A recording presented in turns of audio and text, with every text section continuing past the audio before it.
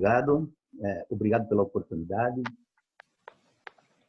Obrigado a Jesus, nosso Mestre, e rogamos nesse momento que Ele possa nos incluir para compreendermos da melhor maneira possível, perante ao nosso desenvolvimento intelectual, qual é a mensagem que Jesus queria passar para nós sobre a passagem O Bom Samaritano.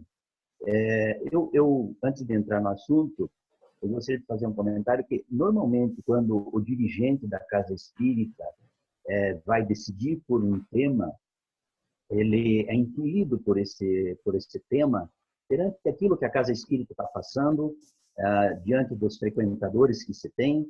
Então, normalmente, o dirigente espírita, ele recebe uma intuição da espiritualidade.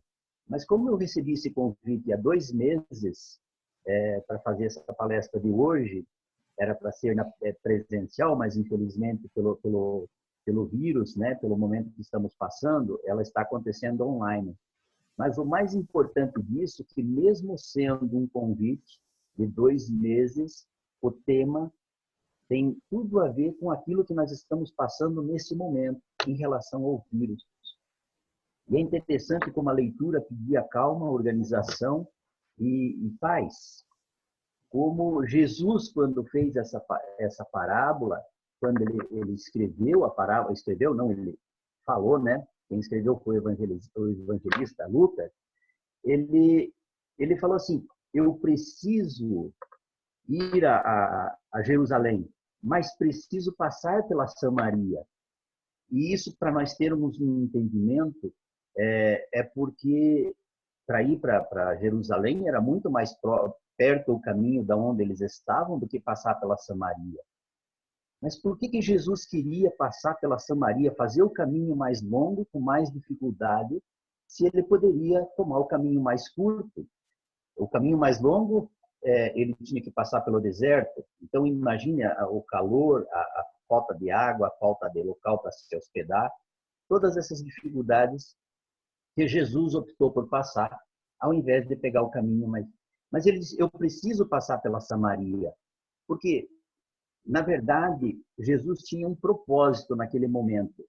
Isso se deu antes da sua crucificação, foi antes da última Páscoa de Jesus, e ele tinha um objetivo, era passar pela Samaria para reunificar os samaritanos, o povo judeu. Porque o povo judeu havia se dividido 700 anos antes de Cristo, eles haviam se dividido. Eram 12 tribos de Israel e ficou 10 tribos ao norte, 2 tribos ao sul, e eles fizeram o seu próprio templo. E Jerusalém ficou com o templo que eles já tinham antes dessa divisão. E Jesus sabia que era o seu momento, que era a sua última viagem. Ele sabia que não teria mais depois daquilo. Mas ele, antes de fazer essa última viagem, ele queria reunificar o povo judeu. Por isso que ele queria fazer essa passagem por Samaria. E essa colocação do Evangelho, que deixa para nós claro, Jesus queria reunificar. Esse convite de falar sobre o bom samaritano hoje, essa reunificação que o nosso mundo está precisando, principalmente sem entrar em questão de qual é o seu partido, qual é o meu partido, em quem você votou, em quem eu votei, isso não está em questão. Isso é uma questão individual de cada um faz as suas escolhas conforme o seu entendimento. Mas a reflexão que nós precisamos fazer se Jesus, há 2000 anos, queria reunificar, o que está acontecendo nesse momento seria de reunificação desse povo. Mas não temos que agirmos conforme o nosso partido, conforme em quem nós escolhemos, mas deveríamos agir em relação do que é melhor para a sociedade em todo. E nesse momento, quando nós vemos os nossos prefeitos, governadores, presidentes, no mundo inteiro, em todos os países, não tem exceção, e eles são obrigados ou são convidados a tomar decisões. Fecha ou abre? Vamos trabalhar ou vamos parar? E nós, por desavisados que somos, porque não entendemos a reunificação do Cristo, nós tomamos partido e trabalhamos naquele partido que nós achamos que não, tem que fechar tudo, e nós ficamos fazendo propaganda para fechar tudo. Outros tomam o posicionamento de tem que abrir, e vamos fazer propaganda para abrir.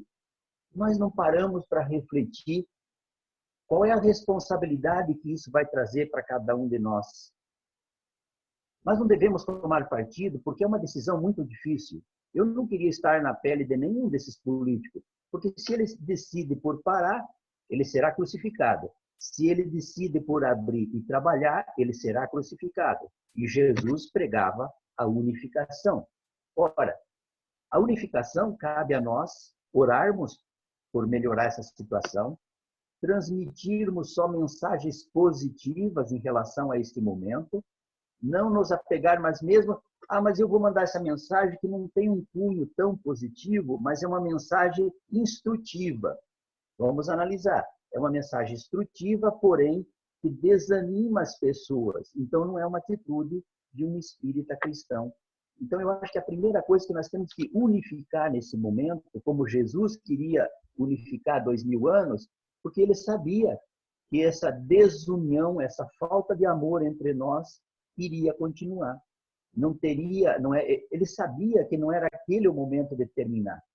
Mas agora é o momento das reflexões para nós começarmos a eliminar esse tipo de problema.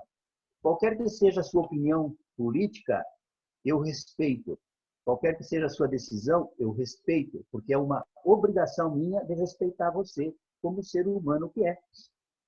Mas no momento requer de nós a responsabilidade de orarmos pelos políticos, que eles tomem a melhor decisão para o povo.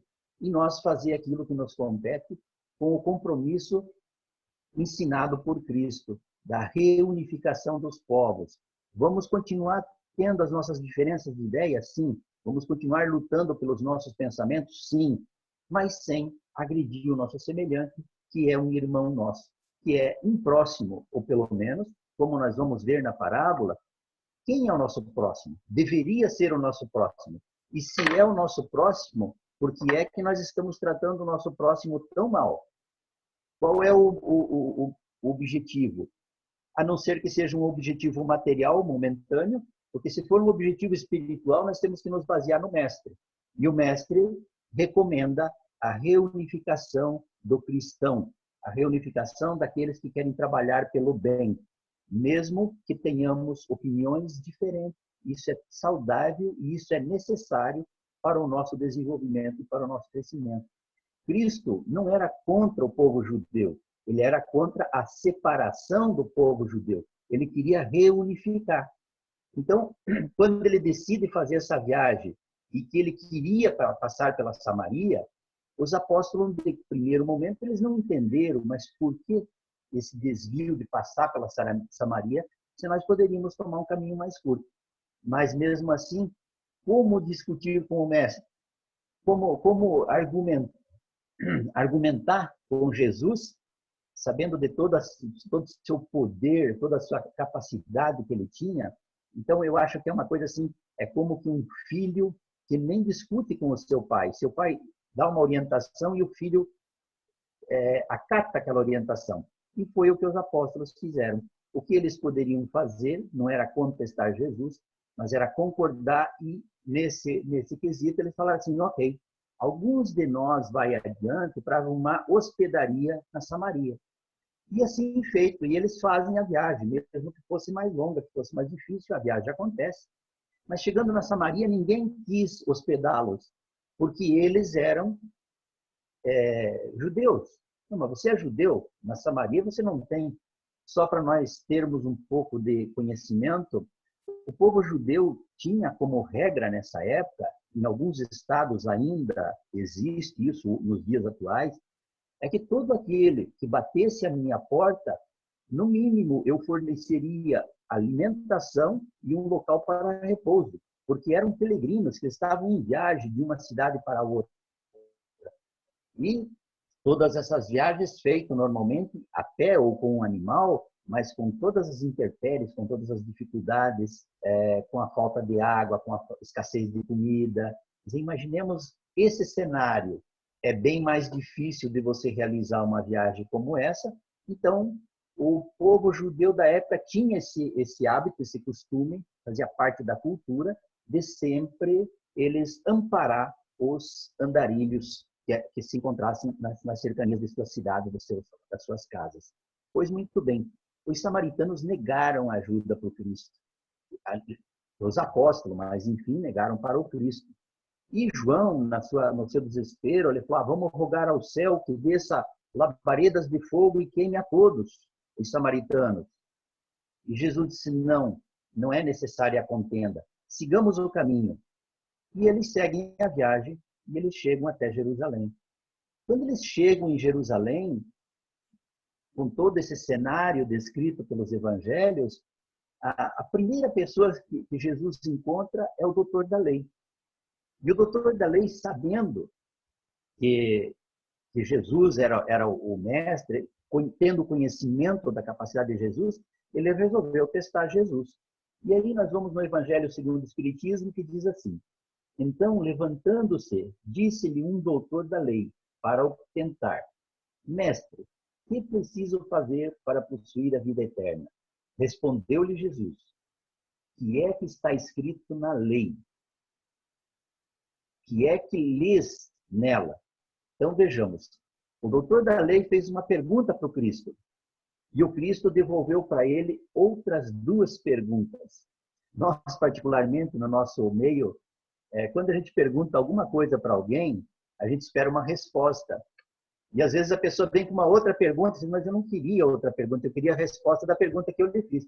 Mas Jesus, sabendo da intenção desse doutor da lei, já mandou essas duas outras perguntas para ele. Que a primeira é o que é que está escrito na lei?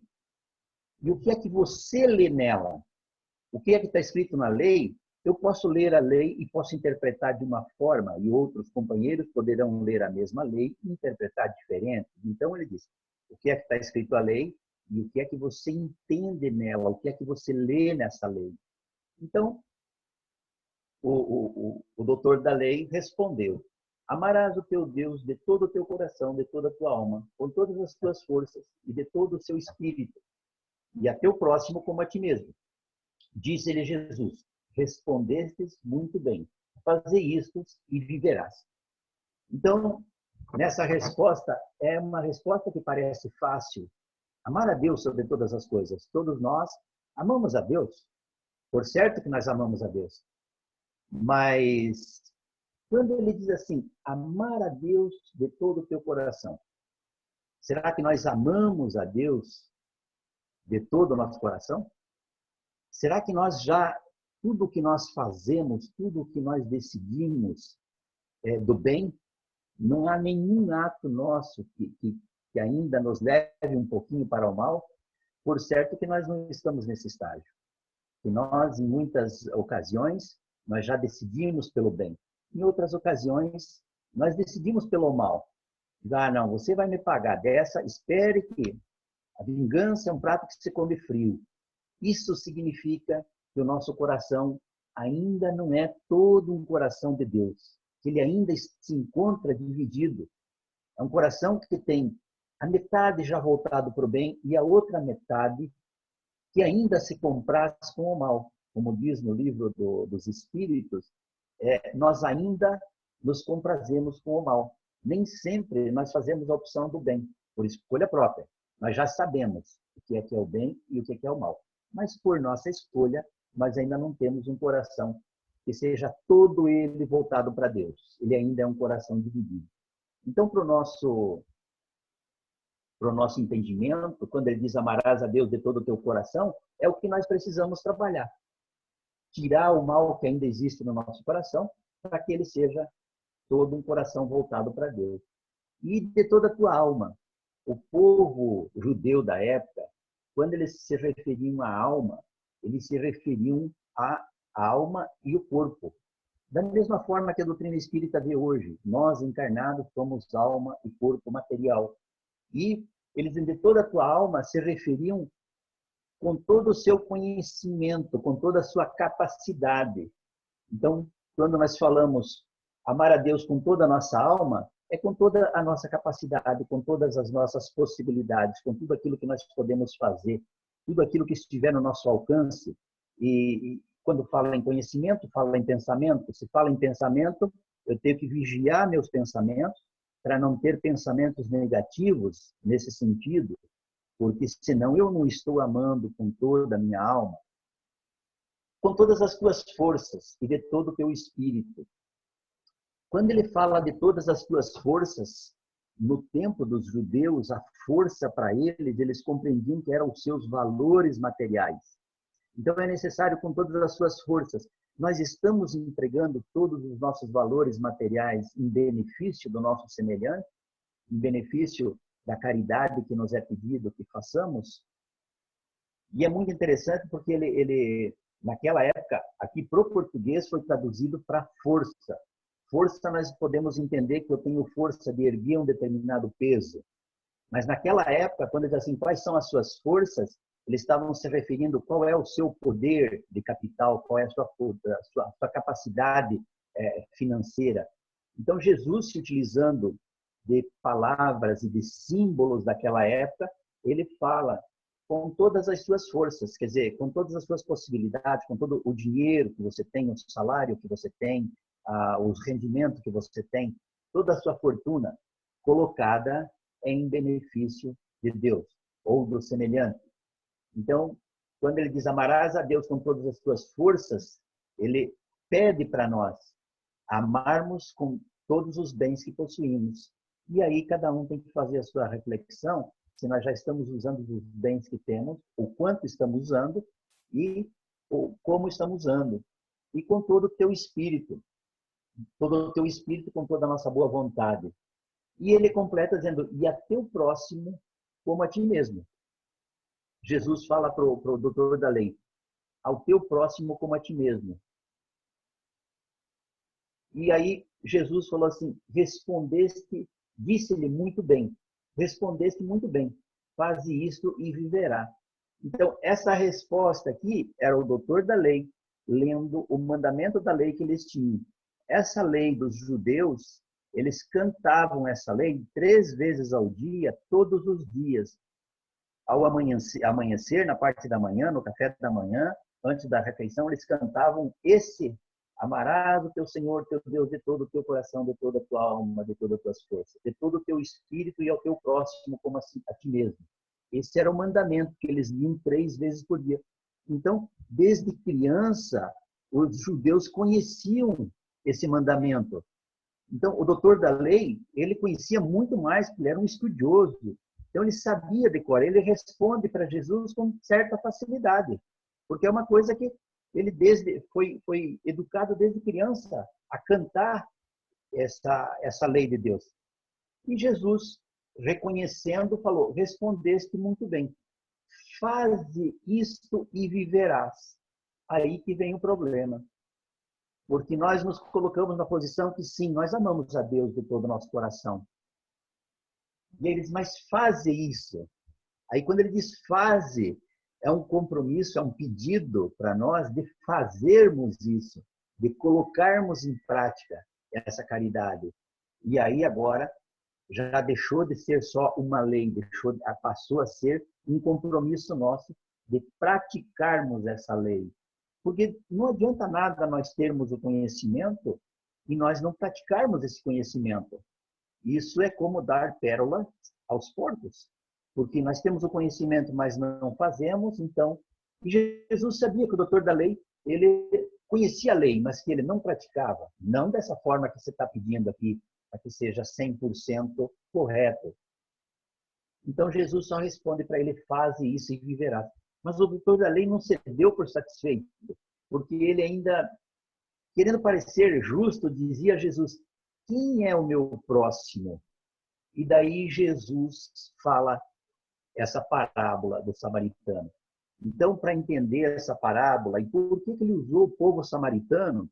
Porque o povo samaritano era um povo considerado herético, era um povo considerado fora dos padrões, porque quando houve a separação, eles tiveram adaptaram a sua cultura à cultura de outros povos, como dos povos gentios, como dos romanos, como dos o povo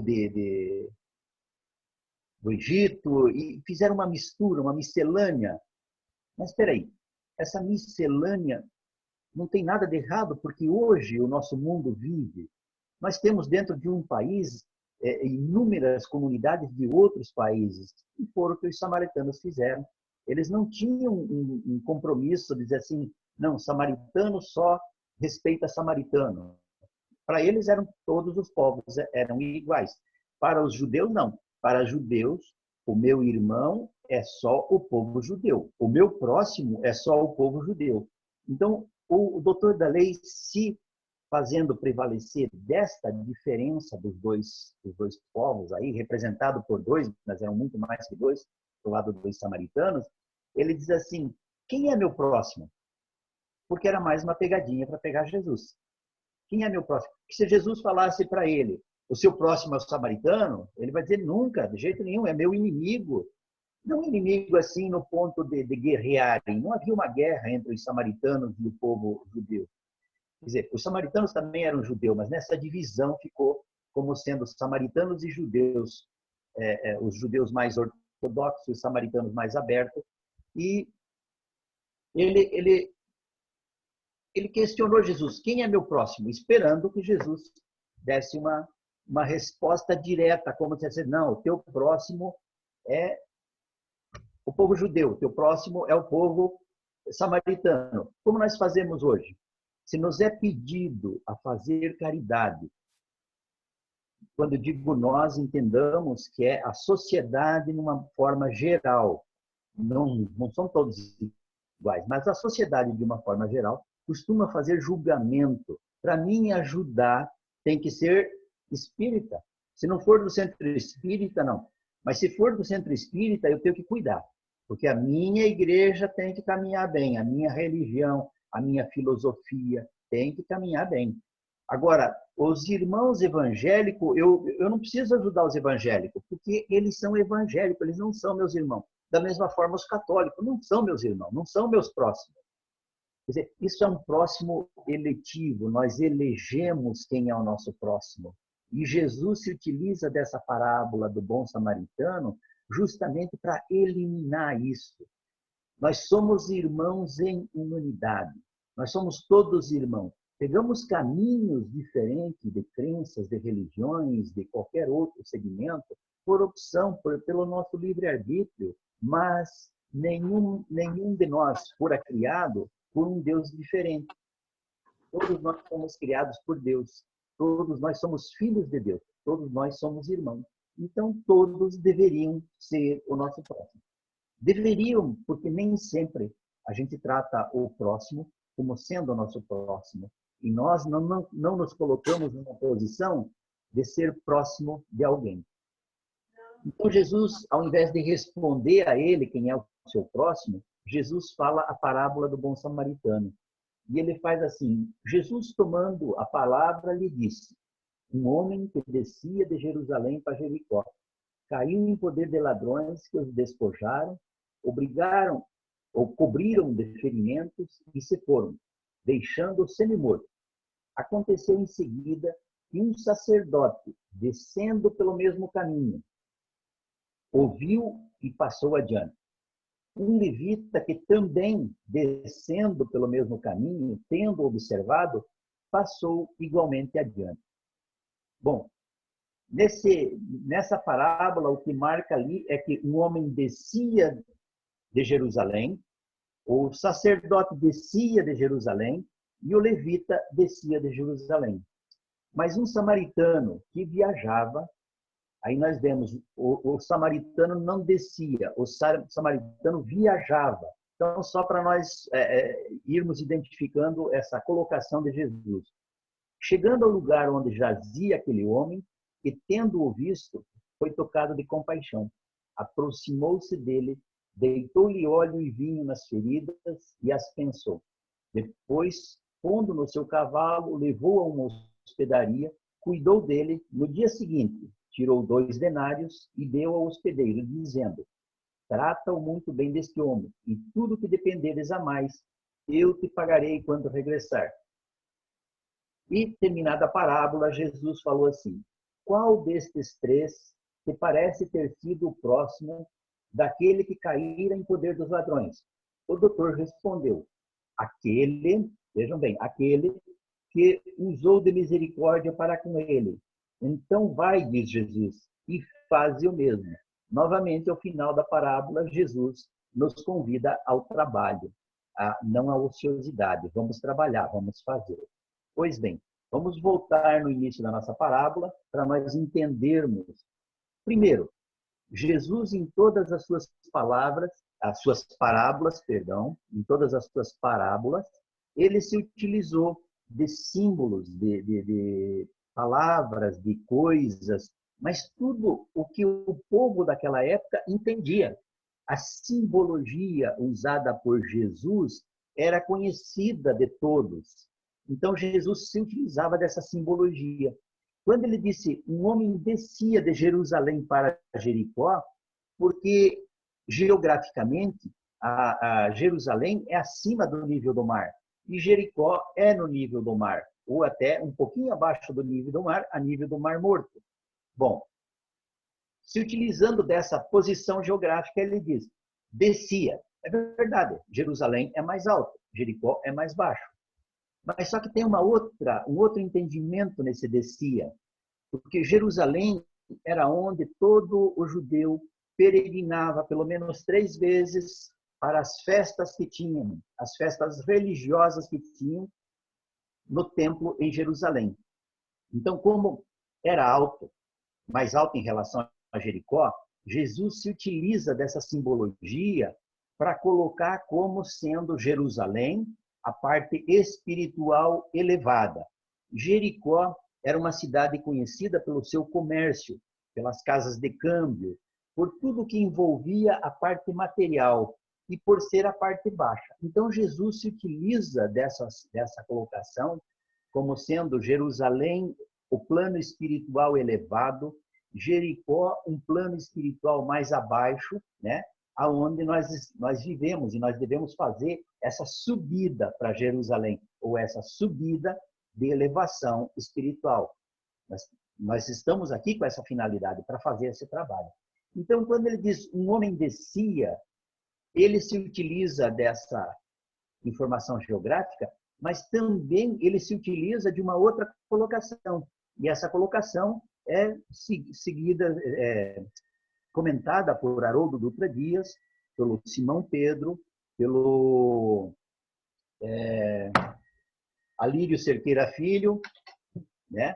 Que são estudiosos das parábolas, e eles fazem essas interpretações que nós nos utilizamos aqui, mas que são interpretações feitas por esses estudiosos que são bastante conhecidos no meio espírita. Então, quando ele diz descia, não era descia de uma cidade para outra, descia do plano moral que ele se encontrava para o plano inferior. É quando nós fazemos as nossas opções de não seguirmos o caminho do bem, não seguirmos as coisas de Deus, buscarmos as nossas...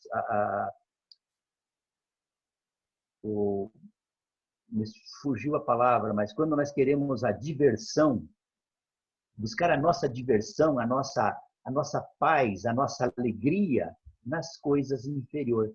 Então, quando nós fazemos isso, nós fazemos esse caminho alegórico usado para Jesus, descemos de Jerusalém em direção a Jericó, porque é uma opção que nós estamos fazendo, nós não queremos o bem, nós não queremos trabalhar nas coisas de Deus, nós não queremos trabalhar com Jesus, com os ensinamentos de Jesus, seguir os seus ensinamentos. Nós preferimos as coisas materiais de Jericó. Então, nós fazemos essa descida espiritual. Nós sabemos o que é certo, nós temos o conhecimento já do que é certo, mas ainda fazemos a nossa escolha pelas coisas materiais, aqui nessa parábola, representada por Jericó, e as coisas espirituais, representada por Jerusalém, pelo seu templo, e porque todos faziam peregrinação a esse templo de Jerusalém para as suas orações que eles entendiam que seria aproximação de Deus. Eles se aproximavam de Deus quando ia indo. E quando você faz o caminho contrário, você descia. Então, esse homem que foi vítima dos ladrões, ele descia. Ele não tinha preocupação com valores morais, ele não tinha preocupação com o bem, ele estava envolvido com coisas menos elevadas. E ele fora vítima dos ladrões salteadores, que os despojaram. Quem são os ladrões e salteadores nessa parábola? São aqueles vícios que nós temos e que nós nos deixamos levar pelo vício. Nós sabemos do nosso vício, nós temos conhecimento, mas ainda não usamos da sabedoria para com esse vício. E esse conhecimento que nós temos, nós sabemos que esse vício vai nos arrastar para baixo, tanto moralmente como materialmente, porque todo vício nos leva ao fundo do poço, como nós costumamos dizer aqui. Então, esse homem que se deixou descer, ele fora despojado, não de valores morais, de valores espirituais. Ele abandonou os valores espirituais para adquirir valores materiais, valores que ele não vai levar com ele. Então, quando ele está lá semi-morto, ele foi deixado semi-morto. Aconteceu em seguida que um sacerdote, descendo pelo mesmo caminho, o sacerdote era aquele pregador da época, é o palestrante espírita de hoje, que prega sobre caridade, que prega sobre o amor, mas que quando ele sai na rua caminhando, ele vê um irmão caído e ele passa apressado. É o mesmo papel do sacerdote. O sacerdote, nessa ocasião, ele estava descendo. Ele não estava preocupado com os valores elevados. Ele estava preocupado com outros valores de seus interesses. Então, ele estava fazendo a mesma descida que o que for assaltado pelos ladrões. E ele passa pelo caminho e vai embora, vai adiante. O sacerdote que tinha o maior compromisso. Nós que somos pregadores, e me desculpe me colocar na posição de pregadores, mas quando a gente faz a divulgação, mesmo que você nunca tenha falado num púlpito, mas que você fala, olha, Jesus mandou alimentar as criancinhas e os doentes nos hospitais, e quando isso a gente faz, é a Jesus que nós estamos fazendo, quem já está apto para fazer isso é um pregador do cristianismo. Então, nós nos colocamos numa condição pequena, mas já de pregadores das verdades do Cristo. Mas pregador só de falar não é pregador. O pregador tem que ser o de falar e de praticar, de colocar. E o sacerdote, nesse caso, ele não usou da prática, ele simplesmente era um pregador, era um sacerdote da lei, né? E foi embora. E aí ele diz, um levita que também descendo pelo mesmo caminho, tendo observado, passou igualmente adiante. O levita era considerado, o povo de Levi, era considerado um povo mais adiantado. Por isso fora dado aos levitas o compromisso de cuidar da religião. Tudo que se dizia a respeito à religião estava em cargo do povo de Levi. Eles é que faziam esse cuidado. Então, poderíamos dizer que os levitas da época, eles eram o auxiliar do sacerdote. E ele conhecia tão bem as leis da religião da época, os compromissos de reerguer os semelhantes, e o levita também poderia ter feito. Mas o levita se deixou levar por exemplo. Ele pensou, se o sacerdote passou e não auxiliou, eu que sou auxiliar dele, estou descomprometido de auxiliar. Trazendo para os dias atuais, quando nós vemos um palestrante que fala nas palestras, faz palestra em tudo que é canto, mas na hora dele praticar, ele não pratica, aqueles que o seguem poderão tomar a mesma decisão. Ah, mas ele é palestrante, ele fala e não faz, eu acho que eu não preciso fazer também. Se ele está desincumbido do compromisso de fazer, eu também estou desincumbido do compromisso de fazer. Então, ao mesmo tempo que nós falamos, nós somos exemplos, porque outros estão olhando, mesmo que nós não estejamos prestando atenção ou nós não saibamos que outros estão olhando, mas sempre há alguém que está cuidando daquilo que nós fazemos. Então, nesta parábola aí, os três que desciam pelo caminho, que desciam de Jerusalém para Jericó, eles estavam descompromissados com os valores morais, com as responsabilidades no trabalho do bem. e cada um, ao seu turno, responde por aquilo que fez. Mas um samaritano que viajava, vejamos bem nessa parábola que os três desciam, o samaritano não, o samaritano viajava. Então o samaritano poderia ser que tivesse vindo de Jerusalém, poderia estar a caminho de Jericó, mas poderia estar a caminho de qualquer outro lugar, porque ele viajava. Então ele não identifica qual era a trajetória do samaritano.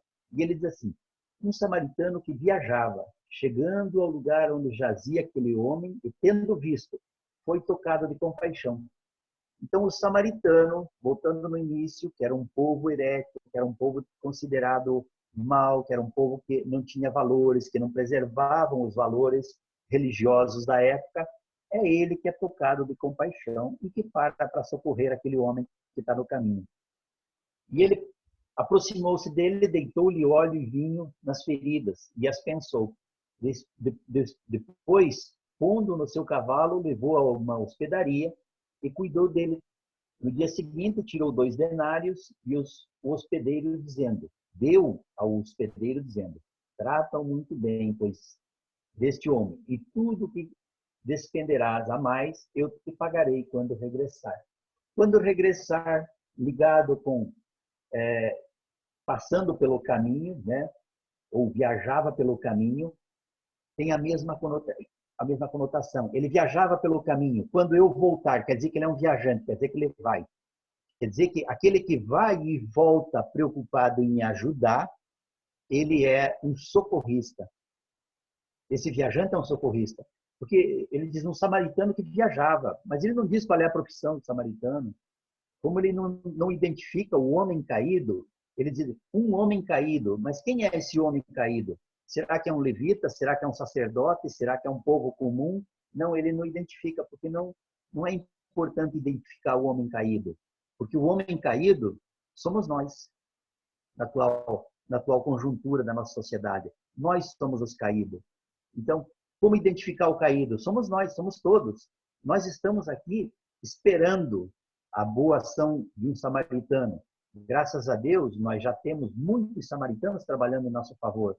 No mundo espiritual, nós temos o nosso benfeitor, nós temos o auxílio da casa espírita, que está sempre, mesmo que nós não tenhamos consciência, a casa espírita está sempre nos recarregando as nossas baterias, como o samaritano deitou óleo e vinho nas feridas daquele caído. Se não fosse a casa espírita, que nos deita óleo e vinho nas nossas feridas semanalmente, nós estaríamos mais caídos ainda, nós estaríamos em mais dificuldade. Mas com todo esse conhecimento que recebemos da casa espírita, através da casa espírita, da doutrina espírita ou dos ensinos de Jesus, nós vamos saindo dessa condição de caído, nós vamos nos melhorando, vamos nos identificando e nós vamos identificando que espírito sou eu. Eu sou imortal, eu sou um espírito que tenho vida eterna, eu sou um espírito que responderei pelos meus atos, eu sou um espírito que eu tenho livre-arbítrio para fazer a descida ou para fazer a subida para o plano espiritual. A escolha é minha, a liberdade de escolha é minha, porém as consequências também serão minhas e os benefícios também serão meus. Então esse samaritano, tocado de compaixão, deita-lhe óleo e vinho. Esse óleo e vinho são os ensinamentos do Cristo que ele deita em nós todas as vezes que nós lemos um livro edificante. É esse óleo, esse vinho que nos reanima, que elimina as nossas feridas, porque nós estamos nessa condição. Depois, pondo em seu cavalo, levou até uma hospedaria. Essa hospedaria, segundo Joana de Ângeles, nós poderíamos considerar a mãe. Aquela mãe que abraça, aquela mãe que põe no colo, que dá carinho. É a hospedaria que cuida do necessitado. Mas também essa hospedaria poderia ser a casa espírita, o templo evangélico, a igreja católica, onde ela recebe esses seguidores em todos os templos, indiferente do segmento religioso, que recebe e dá o tratamento espiritual que cada um necessita. Mesmo que a gente saia e entre e diz, eu vou no centro espírita, é sempre a mesma coisa. Eu vou na igreja católica, é sempre a mesma coisa. Eu vou no culto do evangelho, lá na igreja evangélica, é sempre a mesma coisa. Não é a mesma coisa. Não é. Nós sempre recebemos benefícios e não nos damos conta. Muitos problemas que são tirados de nós, nós nem vivenciamos, justamente porque nos foi dado a liberdade de irmos a essa hospedaria e vamos se quisermos, né? E nós, pela nossa boa vontade, nós vamos. E quando vamos, somos auxiliados sempre. No dia seguinte, ele tirou 2 denários e pagou ao dono da hospedaria. Quer dizer, é a nossa caridade. 2 denários representava 2 dias de trabalho daquela época do povo judaico. Se você trabalhasse um dia inteiro, você tinha direito a um denário. 2 dias, 2 denários. Então, o bom samaritano, ele não se preocupou com os 2 denários, porque ele estava dando para um homem não identificado, um homem desconhecido. Ele não sabia de quem era, se era samaritano, se era o que era, levita, se era um sacerdote. Mas assim mesmo ele faz caridade. Nesse momento, a nossa reflexão deve fazermos a caridade indiferente de que partido essa pessoa pertença, quem ele votou, que time de futebol ele torce, quem é, de que país ele veio, de que nacionalidade, de que língua ele fala, de que cor ele é, de que sexualidade, qualquer item que nós possamos pensar, não, mas esse não por isso, esse não por aquilo. Tudo isso acabou. Vai se tirando esses atavismo que nós temos de colocar em determinada situação, esse pode, esse não pode. Então, quando o hospedeiro tira os 2 denários e paga sem saber para quem que é, a nossa reflexão deve ser, nós devemos fazer a caridade a todos, auxiliar, sem perguntar quem é, sem nos preocupar que religião professa. Porque, na verdade, a dor nós já conhecemos. E a dor do necessitado é muito pior da dor de nós que não estamos necessitados nesse momento. Não quer dizer que nós não possamos ser um necessitado amanhã.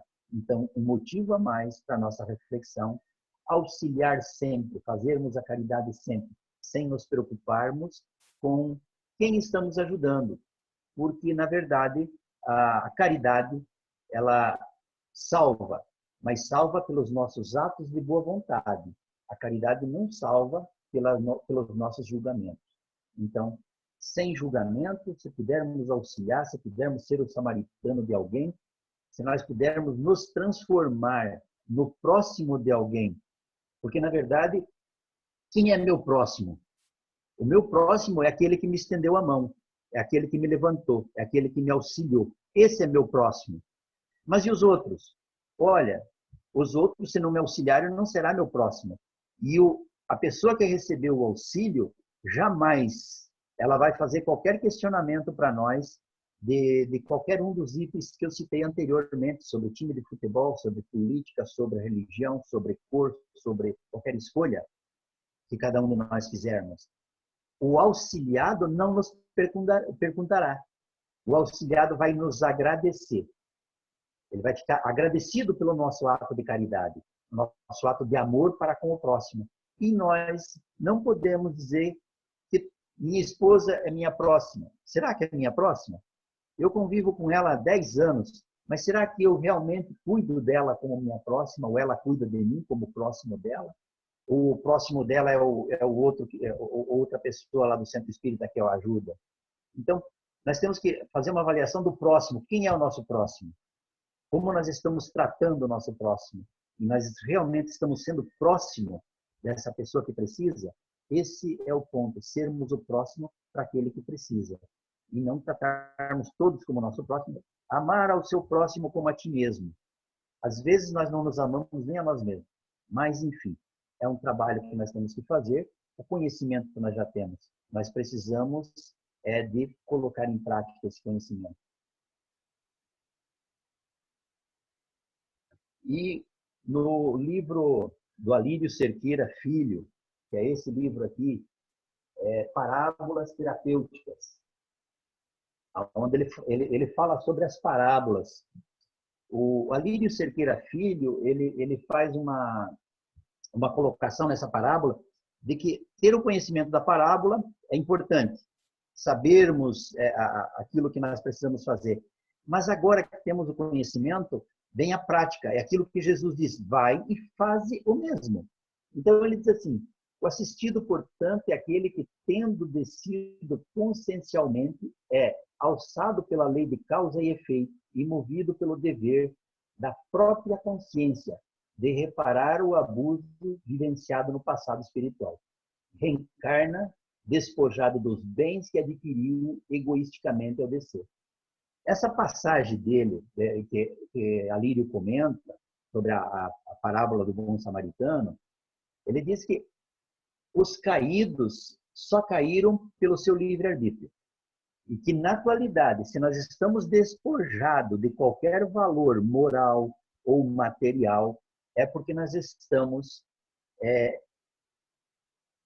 pagando, não é expiando, é a palavra certa.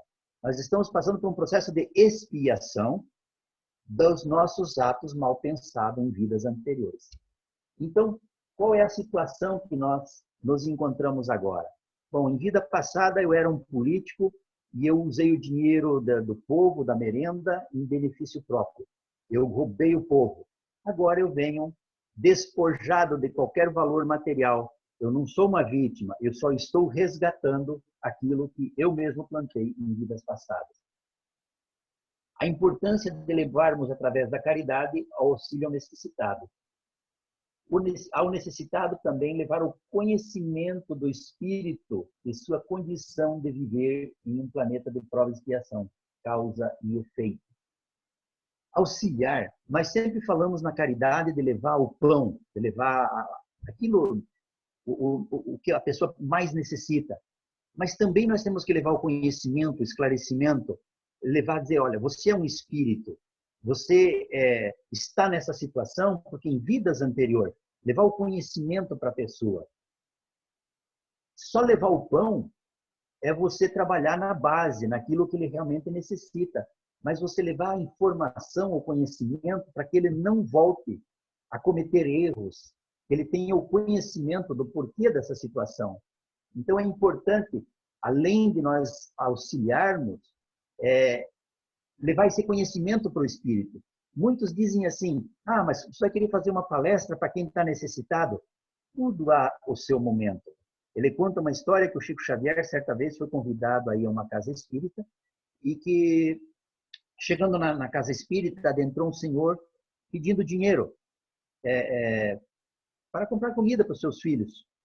E todos desconjuraram, até que já se viu uma hora dessa, à noite e tal, vindo uma casa espírita pedir dinheiro. Os trabalhadores espíritas dessa casa fizeram um julgamento dessa forma, que ele estava errado em pedir dinheiro e vir com as crianças naquela hora da noite, né? E Chico Xavier falou assim, mas gente, o que ele precisa é de comida. A hora, se está com fome, não tem hora, toda hora tem fome.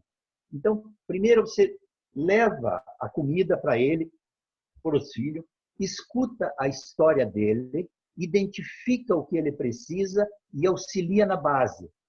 Depois você dá o conhecimento. Então, nós não podemos ficar preocupados em levar o conhecimento, mas podemos nos preocupar com a base, levar a alimentação e, em seguida, o conhecimento, para que a pessoa não volte a cometer os mesmos erros, não volte a ser despojado dos seus valores.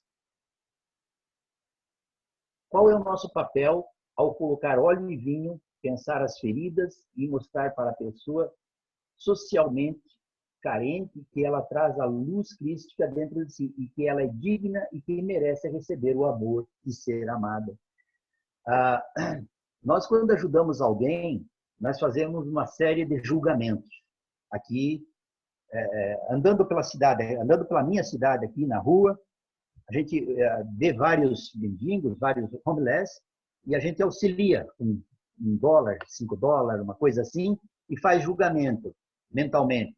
Por que não vai trabalhar? Um homem sadio, tem os documentos do país, não sei o quê, e faz um monte de julgamento e vai embora. Pois bem, a caminho, eu chego na casa espírita. Na casa espírita eu vou participar da reunião mediúnica, como doutrinador. Aí vem um espírito na reunião e digo, meu irmão, ele conta a sua história na reunião mediúnica que ele é um espírito que não merece ser amado, que ninguém tem que amá-lo porque ele é bandido, porque ele é um criminoso, porque ele não é merecedor do amor. O doutrinador, com habilidade, vai dizer assim, não, meu irmão, você é meu irmão, você é filho de Deus, você é merecedor, você merece o melhor. Concordo que você andava em erro, mas agora você vai tomar um caminho, você vai ter uma nova oportunidade. Então, a minha colocação é, dentro do centro espírita, na reunião mediúnica, um espírito criminoso eu trato melhor do que um espírito que ainda se encontra encarnado e que está não cometendo crime aos olhos da sociedade, né? A não ser contra ele próprio ou se ele estiver em expiação. Um homeless, ele pode ser um homeless por opção, mas ele pode ser um homeless por expiação. Ele está pagando. Para ele vencer o seu orgulho, ele tinha que passar por uma aprovação de ser homeless. Num país abençoado como esse, de tantas oportunidades. Não cabe a nós o julgamento, mas cabe a nós verificar o nosso comportamento dentro da casa espírita, dentro do grupo de estudo que participamos e fora da casa espírita, o trabalho que nós temos que fazer. Então, eu não sei se meu relógio está certo aqui, mas ainda temos uns 2 minutos. Ok? Vamos ver aqui. O que é ser um bom samaritano? Também no livro do Alírio Cerqueira. Se tornar aquele que trabalha pelo desenvolvimento da própria autoestima, do auto-amor, da autodignidade. Após isso, auxiliar o outro a resgatar esse sentimento que este momentaneamente coberto pelo ferimento. Então, quando nós buscamos o grupo de estudo e nos esclarecemos, buscamos pelo conhecimento, nós estamos tentando nos colocar numa posição boa, de ficarmos bem, para aí estarmos preparados para ajudar. Ninguém dá aquilo que não tem. Para nós darmos, nós temos que estarmos em condição. E no livro Espírito da Verdade, pelo Francisco Cândido Xavier, pelo Construindo o Bem Sem Alarde, no sublime anonimato do amor fraterno. Os espíritas podem e devem ser os novos samaritanos, em plena vida de hoje, embora humildemente e pequeninos, mas convictos de que desfrutamos a eternidade da qual já podemos viver feliz. Sigamos Jesus, o excelso timoneiro, acompanhando a marcha gloriosa de suor e de luta em que porfiram incansavelmente os nossos benfeitores abnegados, os espíritos de escola. Quem mandou essa mensagem foi o espírito de Eurípides Barçanufo, nesse livro do Francisco Cândido Xavier e do Valdo Vieira. É a mensagem do item número 86, os novos samaritanos. Então, meus amigos, com essas palavras de incentivo, de apoio, para nós podermos buscar a nossa unificação, uma unificação de pensamento, uma unificação de respeito, de amor pelos semelhantes, de caridade, que nós possamos fazer uso de todo o conhecimento que nós já possuímos e colocar em prática, colocando em prática esse conhecimento. Porque tudo aquilo que nós conhecemos, se não colocarmos em prática, não terá nenhum valor. Então, que possamos ficar com a parte mais importante da parábola, que é a caridade e amor ao próximo. E lembrando que no Novo Testamento, a caridade e amor são palavras que se confundem, e uma não pode ser sem a outra. Então, caridade, amor ao próximo. E, por último, a mais difícil para nós, vai e faz isso que está na lei. Então, o convite para nós irmos e fazer o que está na lei. Faze isso e se salvará. Faze isso e terá o céu da vida eterna. Muito obrigado a todos, um bom dia e que Jesus nos abençoe sempre. Muito obrigado.